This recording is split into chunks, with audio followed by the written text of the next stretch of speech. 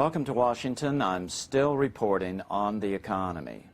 In our last report, we talked about the Fort Knox gold scandal as an example that gold is not always good as gold. In other words, a gold-only money system would not be the answer to our economic problems because it wouldn't solve the core problem: who controls the quantity? Remember, it doesn't matter what backs the money. All that matters is who controls the quantity.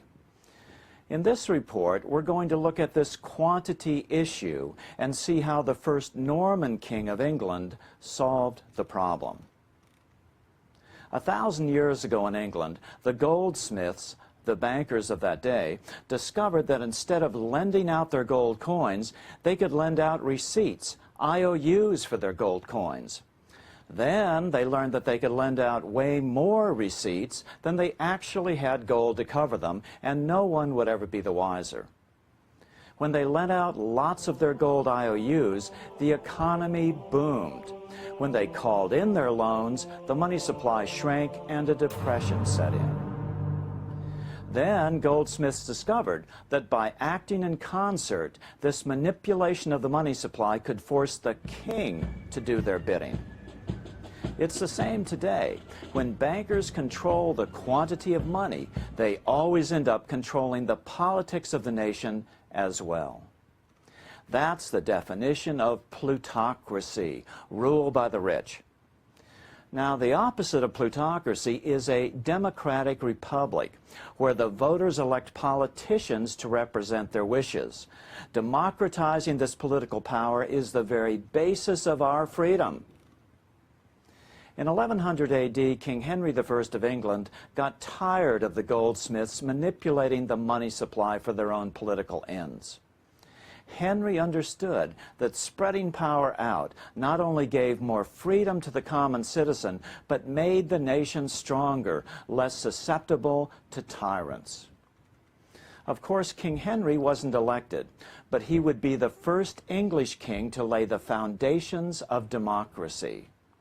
First, he took the money power out of the hands of the goldsmiths by creating a unique form of government-issued, debt-free money called tally sticks. Tally sticks did not represent any quantity of gold or any other commodity. They were simply polished sticks of wood issued by the king, which he declared to be good for the payment of taxes.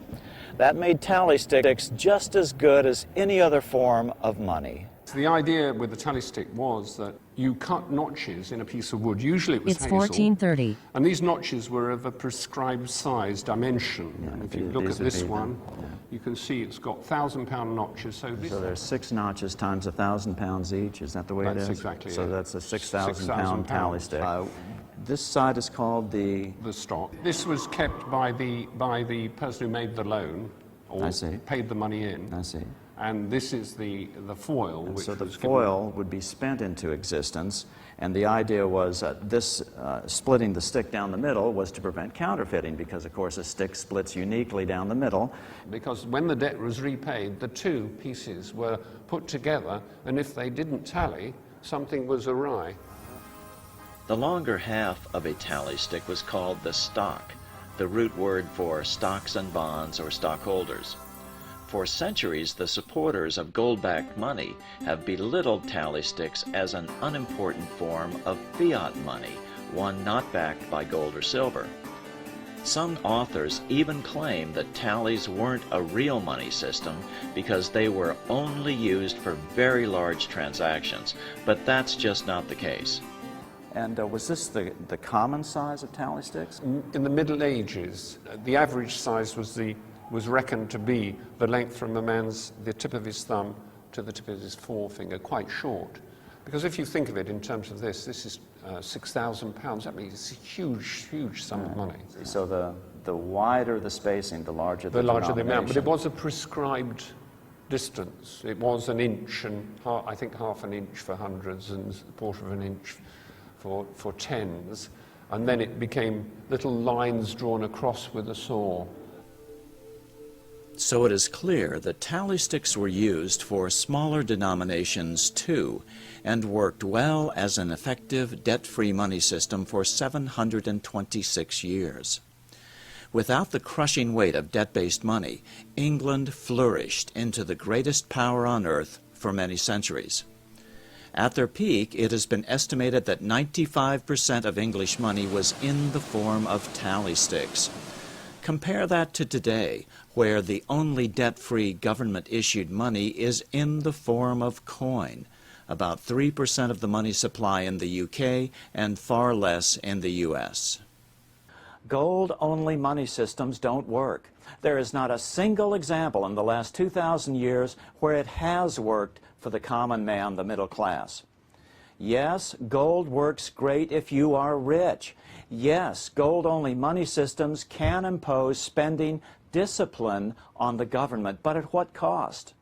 The cost of the very rich controlling the politics of the nation, because the very rich have always been able to control the quantity of gold.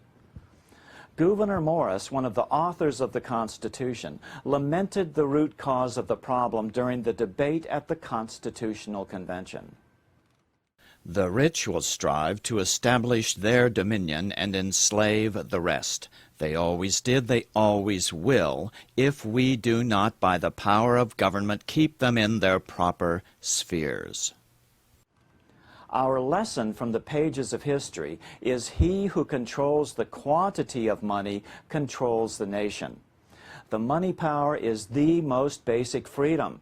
Do you want unelectable bankers in control of the most important power in a nation, the money power?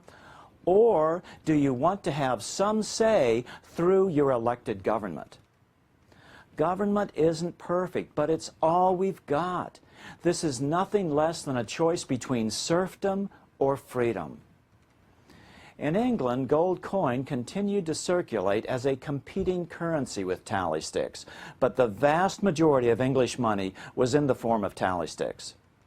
This system of debt-free, government-issued money lasted for 726 years and gave rise to the greatest empire in history.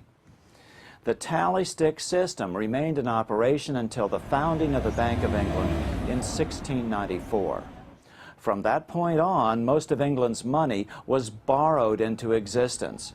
All the tally sticks were burned, and the British Empire began its slow, steady decline as the interest payments on the new national debt began to pile up.